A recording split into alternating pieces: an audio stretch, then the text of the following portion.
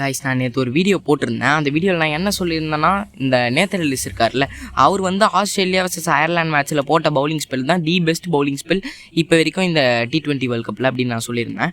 ஆனால் அந்த வீடியோவை பார்த்த ஒருத்தர் கீழே கமெண்ட் பண்ணியிருந்தார். அதாவது அவர் என்ன கமெண்ட் பண்ணியிருந்தாருன்னா, ப்ரோ நீங்கள் சொல்கிறது absolutely wrong. Romario shepherd west Indies vs Scotland மேட்ச்சில் 5 விக்கெட் ஆல் எடுத்தார்ல, அதுதான் வந்து பெஸ்ட் பவுலிங் ஃபிகர் அப்படின்னு சொன்னீங்க.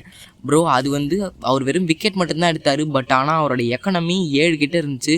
ஒரு ஓவருக்கு 7 ரன் கொடுத்துருக்காரு. ஆனால் நம்மளோட நேத்தன் எல்லிஸ் ஒரு ஓவருக்கு கிட்டத்தட்ட 3.13 அதுதான் கொடுத்துருக்காரு. அவர் க்ளோஸ் டு 5 ஆனால் வந்து அதுக்குள்ளே எல்லோரும் ஆல் அவுட் ஆகிட்டாங்க.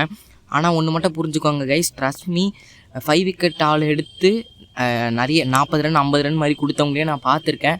ஏன் நம்ம சஹலே கூட கொடுத்துருக்காரு அவ்வளோ ரன்னு. அதனால் டெத் பவுலர்ஸ்க்கு எப்போவுமே எக்கனமி மட்டும்தான் முக்கியம். விக்கெட் வந்து எல்லாம் சுத்தத்தான் செய்வாங்க, விக்கெட் உள்ள தான் செய்யும். ஓகே கைஸ், நம்ம சேனல் சப்ஸ்கிரைப் பண்ணுறேங்க, இந்த வீடியோக்கு லைக் போடுங்க. Bye guys.